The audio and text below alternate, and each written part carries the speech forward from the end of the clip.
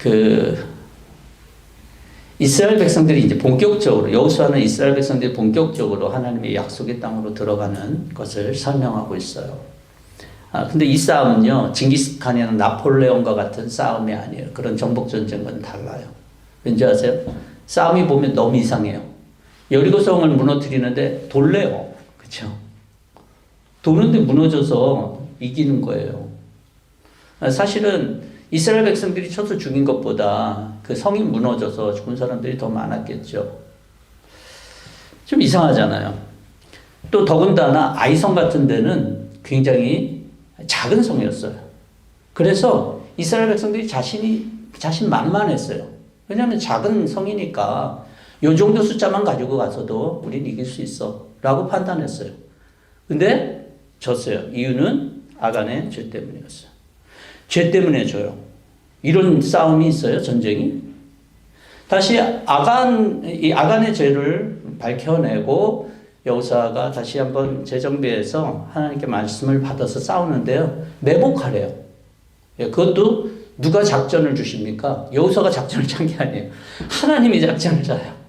이런 싸움이 있어요. 그러니까 이 이스라엘이 지금 약속의 땅을 정복하는 이 본문을 여러분들이 묵상하거나 읽을 때, 전쟁이고 정복전쟁이니까 세상에 뭐 나폴레옹이 전쟁을 하든 징기스칸이 전쟁을 하든 이런 세상의 전쟁과는 전혀 다른 차원에서 접근하지 않으면 여호수아 메시지를 이해할 수 없어요. 그래서 여호수아의 이 전쟁은, 약속의 땅에 들어가는 이 전쟁은요, 영적 전쟁을 얘기하는 거예요. 영적인 전쟁. 영적인 전쟁이 왜 그러냐? 하나님이 주관이 되시잖아요. 이게 하나님이 개입된 싸움이거든요. 예. 그러니까 영적 전쟁이라는 거예요.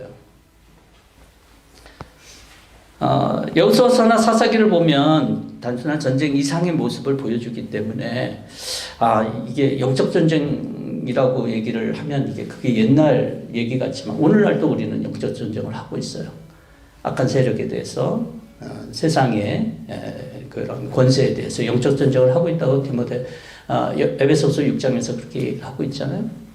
근데 이제 영적 전쟁이라고 하니까 사람들이 뭘 생각하냐면 뭐 죽기라든지 뭐 이런 것들을 생각하는데, 여러분 그거는 아니에요. 여호수아를 보면은 여기 무슨 귀신 쫓아내고 그런 게 있어요? 그런 거 없잖아요. 사실 영적 전쟁의 핵심은 바로 내 마음과 내 믿음 속에서 벌어지고 있는 거거든요. 영적 전쟁의 핵심 믿음이에요. 여호수아가 어저께 본문, 토요일날 본문에서도 여호수아가 아이성을 다시 물리칠 수 있었던 이유 중에 하나가 뭔지 아십니까? 바로 죄를 회개했다는 거, 죄를 밝혀내고 이스라엘 백성들이 정결했던 거잖아요. 그리고 여호수아 자신도 겸손하게 주님의 말씀을 들었던 거잖아요. 난 이 정도면 싸울 수 있겠어 라고 계산했던 여호수아인데 아이성 두 번째 전투에는 그런 게 없거든요. 이런 차원에서 우리가 여호수아를 묵상하면 영적 전쟁, 우리가 이 세상 속에서 우리가 벌리는 이 영적 전쟁을 어떻게 싸울 것인가라는 것을 이 여호수아를 통해서 우리가 배워야 될 것입니다. 오늘도 그 차원에서 오늘 본문은 우리가 바라봐야 되는 그런 부분들입니다. 오늘 말씀은 주보지면상 제가 1절을 뺐어요. 1절을 뺐는데 1절은 이렇게 얘기하고 있어요. 성경을 갖고 계신 분들은 여러분 보시면 되는데요. 하나님께서 요단강을 홍해처럼 말리시고 이스라엘 백성들을 건너게 하신 사건을 가나안 땅에 거주하는 모든 왕들이 듣고 간담이 서늘했고 이스라엘 자손 앞에서 아주 용기를 잃고 말았다. 이게 1절이에요. 어떻게 이 상황을 알았을까? 이 요단강을 건넜던 상황들을 어떻게 알았을까? 뭐 멀리서 본 사람들이 있겠죠. 수없이 많은 사람이 요단강을 건넜는데 그 주변 사람들이 보지 않았을까? 그래서 사람들에게 전탈이 됐거나 뭐 그러지 않았을까? 아니면 건너편 강 건너기 전부터 유심하게 가나안 땅의 사람들도 이 수없이 많은 사람들이 건너온다 그러니까 정탐꾼이나 이런 사람들을 보내지 않았겠어요, 그죠? 그렇게 알았든지 그 소식은 잘 모르겠어요. 뭐 성경은 얘기하고 있지 않으니까. 근데 이 장면에서 우리가 40년 전 가나안 땅을 정탐했을 때 여호수아 갈렙과 함께했던 10명의 사람들이 어떤 보고를 한 줄 아세요? 여러분 기억나십니까? 우리 죽었다. 우리는 메뚜기 같아서 그들을 보니까 이거 우리가 잽이 안 된다라고 하는 보고였거든요. 그래서 누구의 간담이 서늘해졌어요? 이스라엘 백성들의 간담이 서늘해졌는데 이제 그 약속의 땅에 왔을 때에 이 상황들이 바뀌었네요. 가나안 땅 사람들이 간담이 서늘해졌다라고 말하고 있어요. 이스라엘 백성 측면에서 보면 이 땅을 정복하기 좋은 상황일까요? 나쁜 상황일까요? 당연히 좋은 상황이죠. 상대방은 사기가 떨어졌고 나는 사기가 충돌하고 이 싸움에서 너무나도 유리한 상황이죠. 오늘 본문 2절 우리가 읽었을 때 2절은 이렇게 시작하죠.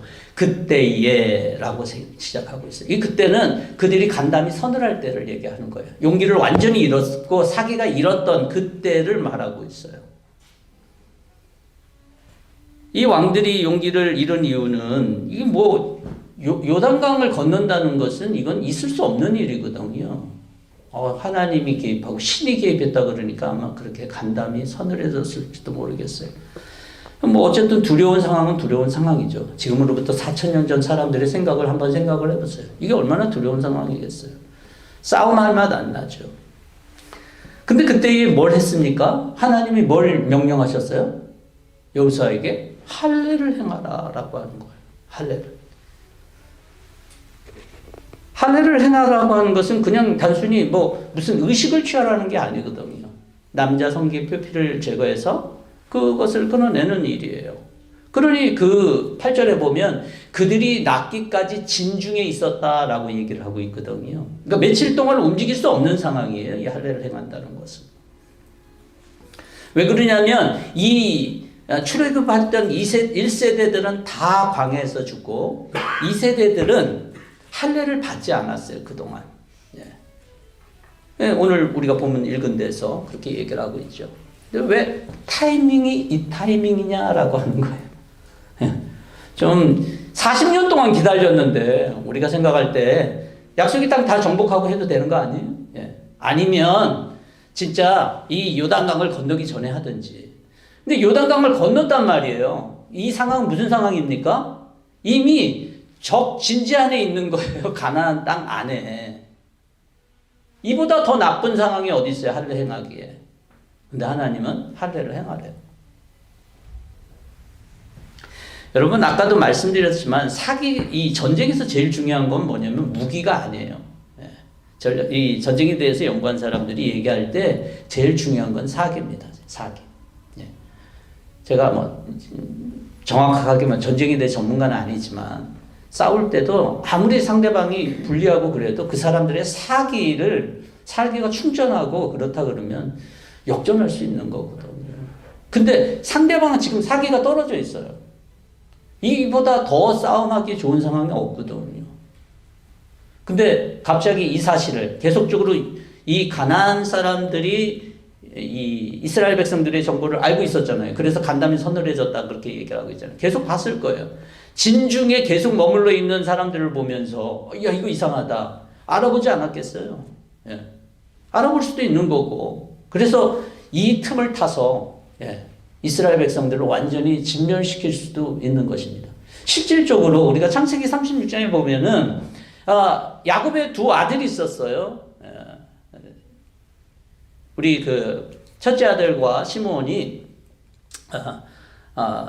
자기 그 딸 디나 사건으로 인해서 세겜 추장과 세겜의 그런 추장의 아들이었던 하몰과 같이 이렇게 가서 하몰이 디나를 강간한 사건이에요. 어쨌든 야곱의 아들들이 이 세겜을 완전히 세겜의 족속들의 남자들을 다 죽인 사건이 있어요.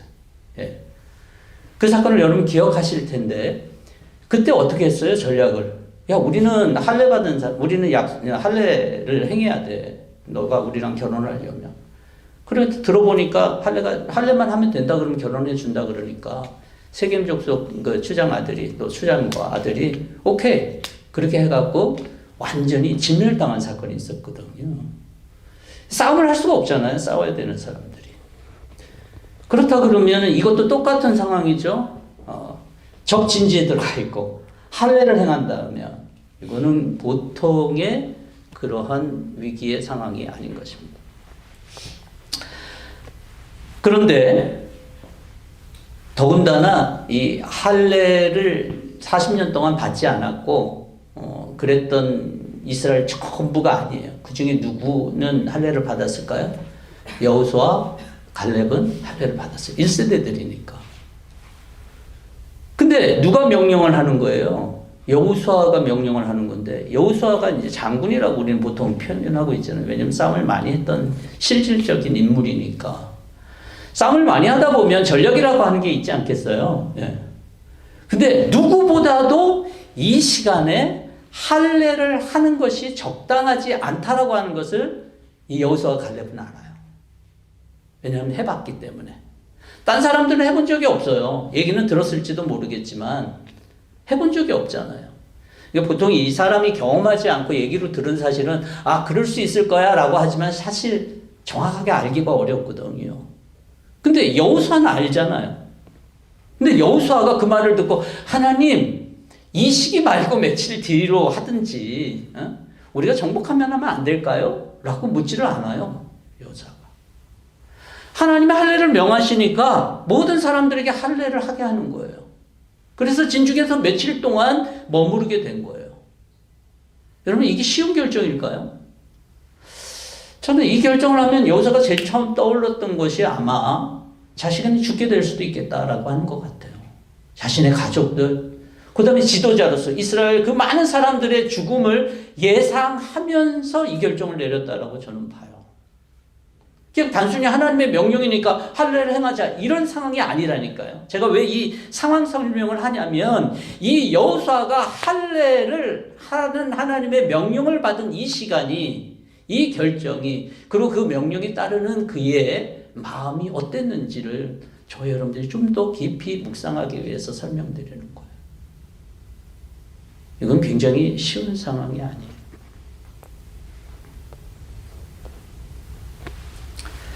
여호수아는 이런 위기의 순간에 하나님의 명령을 순종합니다. 이 명령을 순종함으로 결과가 뭘까요? 명령을 순종하는 결과는 그가 갖고 있는 믿음이 무엇인지를 하나님께 증명하는 거예요. 아브라함이요, 이삭을 데려갖고 모리아산에서 죽이려고 그럴 때 진짜 죽이려고 그랬어요. 하나님의 천사가 말려요. 하나님이 말리셔요. 야, 이제 내가 너가 어떤 믿음인지 알겠어. 여러분, 때로는 우리가 위기 상황들을 맞을 때에 우리의 믿음을 또 증명할 수 있는 시간이 되기도 해요. 믿음의 무게는 위기의 순간에 어떠한지 드러납니다. 믿음은 평상시에 잘 몰라요. 누가 참 믿음을 소유하고 누가 거짓 믿음을 소유하고 있는지 분간하기 어려워요. 심지어는 하나님께 자신의 집을 팔아서 하나님께 헌금했던 아나니아라고 하는 사람이 있었어요. 이 사람은 어떻게 했어요? 하나님이 데려가셨어요. 죽었어요. 어쨌든 성령이 쳐서. 네. 거짓 믿음으로 위장했던 거죠. 자신의 헌신을. 평소에 대단한 믿음을 가진 자로 사람들에게 인정받고 자기 자신도 그렇게 생각했을지도 모르겠어요.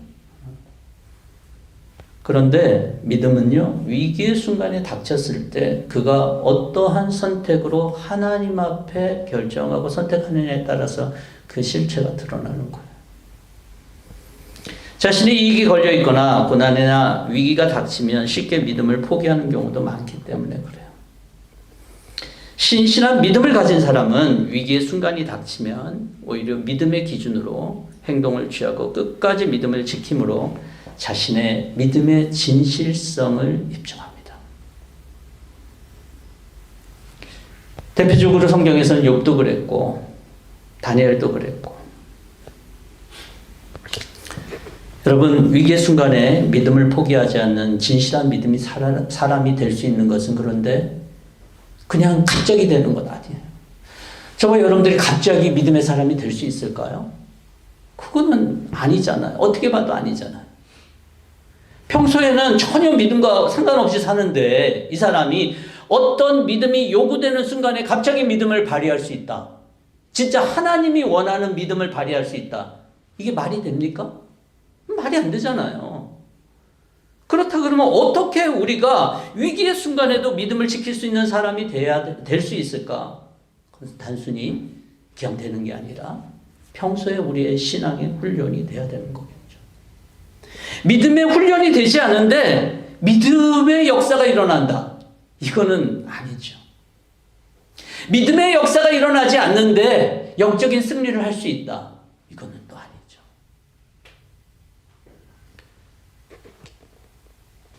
베드로전서 1장 7절에 이렇게 얘기를 하고 있어요. 여러분들의 믿음을 단련하셔서 불로 단련하지만 결국 없어지고 마는 금보다 더 귀하게 되게 하시며 예수 그리스도께서 나타나실 때 여러분들에게 칭찬과 영광과 존귀를 얻게 해주십니다. 예, 믿음을 단련하래요. 단련하래. 저와 여러분들이 2025년도에 믿음을 단련할 수 있기를 여러분 바랍니다. 믿음은 단순히 기왕 생기는 게 아니에요. 믿음으로 우리가 하나님에게 허락받은 이 영생이 있지만 그 믿음의 삶은 계속적으로 견고하고 굳건해지기 위해서는 신앙의 훈련, 연단 이런 것들이 믿음이 단련돼야 된다는 거예요. 저와 여러분들이 우리가 교회에서 하는 모든 것들은 사실은 믿음의 단련을 위해서 하는 거죠. 그냥 모이기 위해서 하는 건 아니잖아요. 예. 근데 어떤 것이든 내가 마음문을 열고 믿음의 단련을 위해서 2025년도 힘을 쓰겠다라고 하는 결정은 내가 하는 거예요. 결국은. 근데 그런 사람들이 결국 마지막에 위기 순간에 나타내는 것은 믿음의 결정이고 그 믿음의 결정을 보시고 하나님은 역사하는 거죠. 이 말도 안 되는 상황 속에서 하나님이 역사를 이끌어 가시잖아요. 예, 그 전쟁을.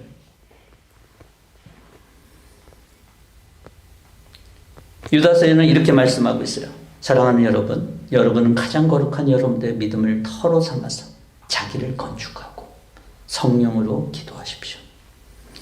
여러분, 평소 우리가 하나님 앞에서 이 훈련하는 것이 어떤 것인지 우리가 많이 신경 쓰지 못할 수도 있어요.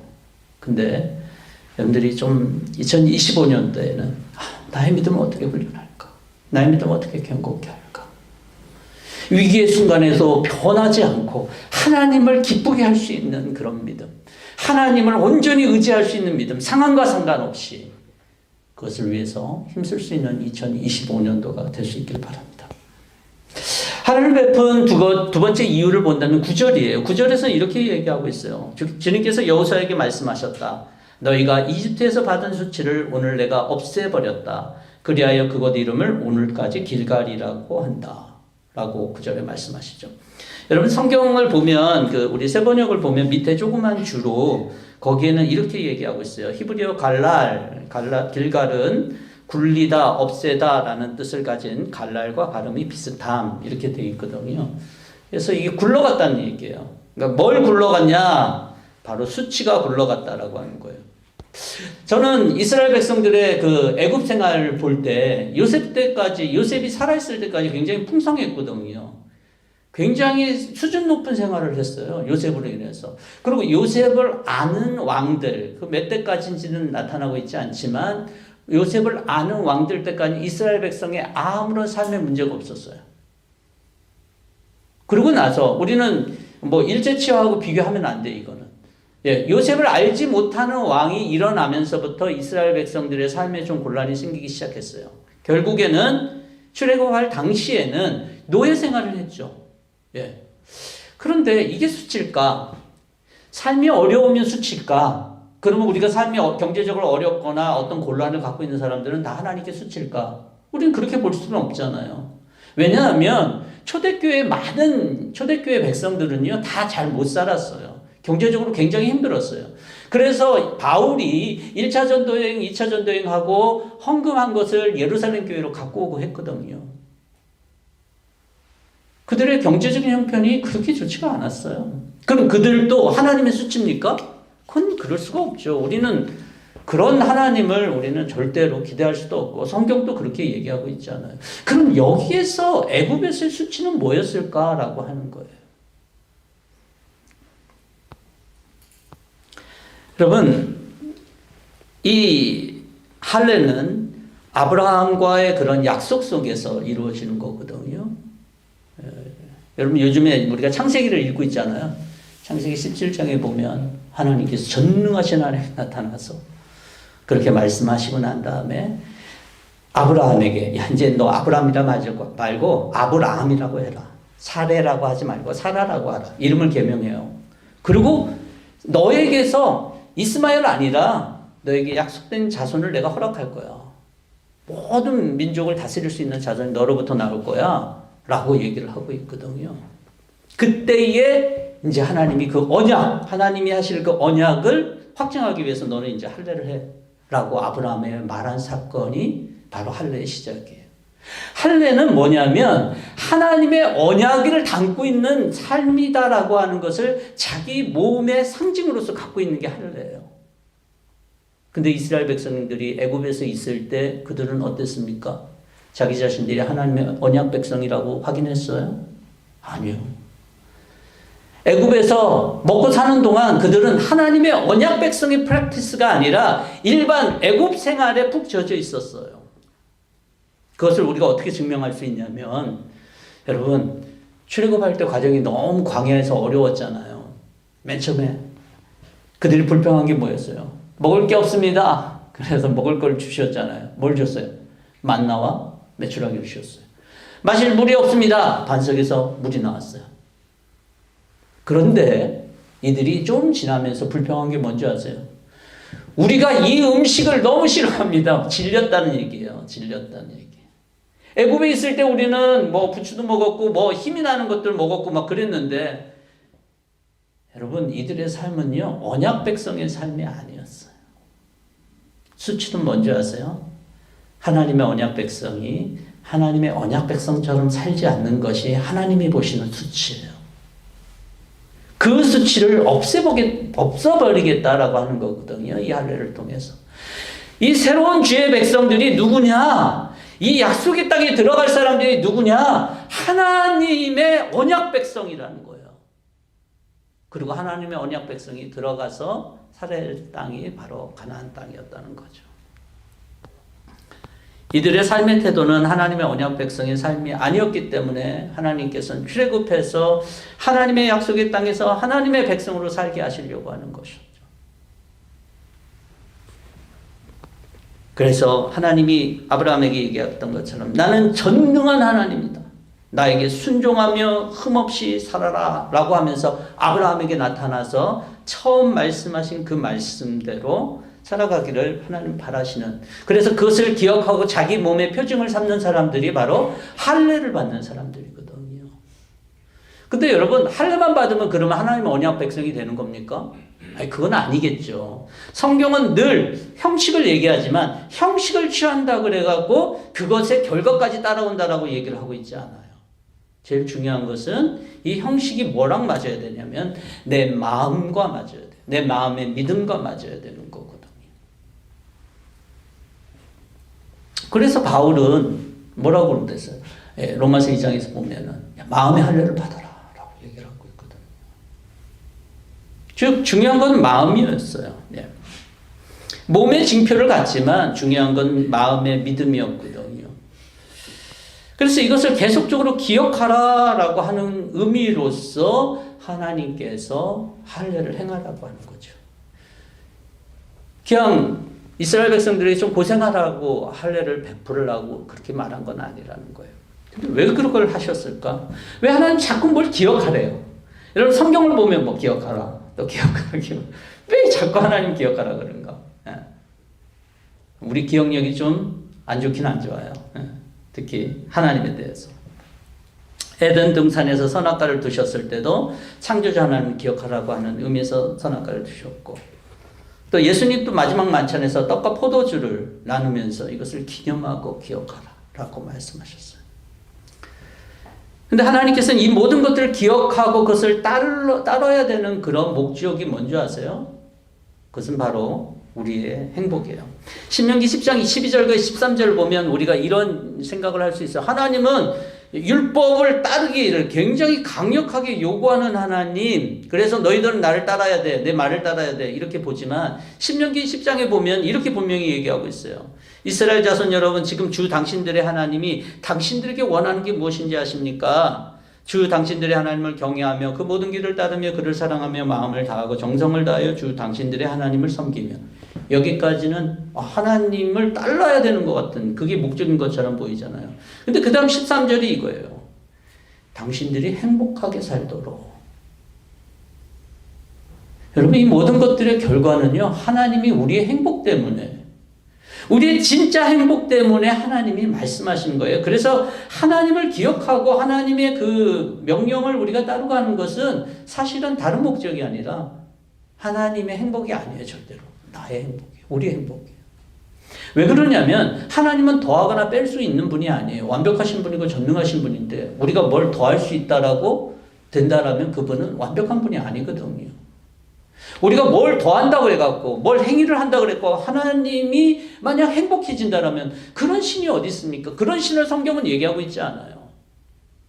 그런 거는 로마 신화에서나 나오는 그런 신들이지 하나님은 그렇게 하나님은 우리에 의해서 변하는 분이 아니에요. 그래서 하나님 우리가 예배를 요구할 때도 참 예배를 드리는 사람들은요 마음에 행복이 있는 거죠. 당연히 우리 자신들이 행복해지는 거예요. 예배를 완벽하게 드리고 정말 우리가 하나님의 말씀대로 드릴 때 예배 자체가 하나님께 영광을 돌리는 행위이긴 하지만 우리 자신이 행복해지는 거죠. 여러분 성김과 봉사도 내가 행복해지기 때문에 하는 거예요. 하나님이 뭐 성김과 봉사한다 그래갖고 그냥 잠깐 마음이 좋아졌다 나빠졌다 이렇게 하는 하나님이 될 수가 없잖아요. 하나님은 변하지 않아요. 절대로 변할 수가 없는 존재예요. 인간의 무엇으로 인해도 하나님이 어떤 행복해질 수도 불행할 수 있는 분이라면 하나님이 될 수 없기 때문에 그래요. 하나님이 이스라엘 백성들에게 명하신 것도 이스라엘의 수치를 떠나가게 하기 위해서라고 그랬어요. 여러분, 신앙은요, 이 정신과 이 믿음과 우리 마음이 참 중요해요. 그런데 그것이 완전히 없어지고 껍데기만 남으면 어떻게 될까요? 의미가 없어요.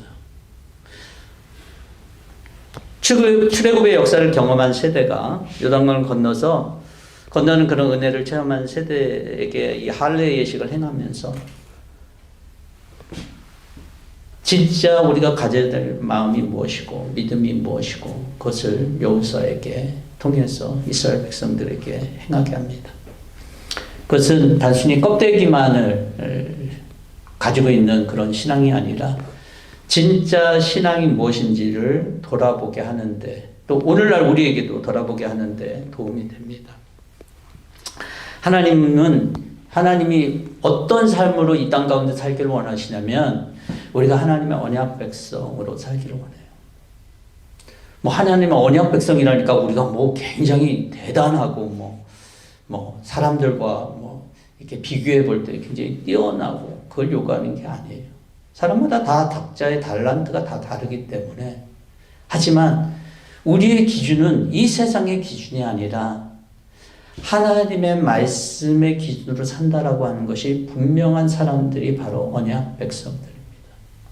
저와 여러분들이 세상에 살 때 어쩌면 세상 사람들보다 우리가 똑같이 사는 그런 기준으로 산다면 똑같이 속이거나 똑같이 싸우거나 똑같이 막 이렇게 움켜진다거나 그럴 수 있겠죠. 근데 하나님은 내 주님이시고 하나님이 나의 하나님이고 내가 언약 백성이라면 나는 어떻게 살아야 될까? 그것을 한 주간 동안 여러분들이 고민하면서 좀 살 수 있었으면 좋겠어요. 그래서 어떤 사람은 정직할 수 있고 어떤 사람은 한 주 동안 더 사랑하고 용서할 수 있어요. 하나님의 기준으로요. 말씀을 맺고자 합니다. 여러분, 우리가 분명히 할례가 필요해요. 이 증표가 필요한데 이 증표는 바로 어떨 때 필요하냐면 진짜 우리의 믿음이 진짜인가라고 하는 거예요. 그것을 위해서 하나님이 할례의 예식을 또한 우리 가운데 허락할 수 있어요. 그렇지만 오늘 우리가 지난주 성경 우리가 암송하면서 한 게 뭐예요? 어떤 시험이 닥쳐도 하나님 우리를 돕는다고 그랬어요? 어떻게 한다고 그랬어요? 피할 길을 내신다고 그랬잖아요. 그래서 우리는 계속적으로 신앙 훈련 속에서 믿음으로 그렇게 살아가야 돼. 하나님이 할례와 같은 그런 어려운 순간을 우리 가운데 줄 수도 있어요. 말도 안 되는 그래도 우리는 믿음으로 그것을 선택하며 나아갈 수 있어야 되는데 그것을 위해서는 평소에 믿음의 훈련이 필요해요. 여러분들 1년 동안의 믿음의 훈련들이 필요하다는 사실들을 분명히 알아야 돼요.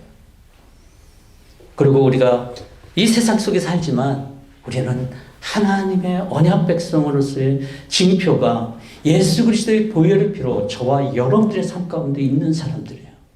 잊지 마세요. 세상 속에 있지만 우리는 세상 속에 속한 사람들이 아니에요.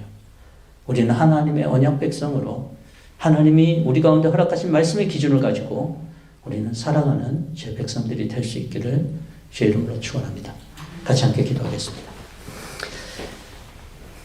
하나님 감사합니다. 오늘도 하나님의 은혜 속에서 우리가 같이 함께 말씀을 나누면서 우리가 선택해야 되는 것이 무엇인지 또 우리가 실현 가운데 어떤 믿음의 선택을 해야 되는지를 한번 여호수아와 할례를 행하게 하신 그 하나님의 명령을 순종하는 모습 속에서 봅니다.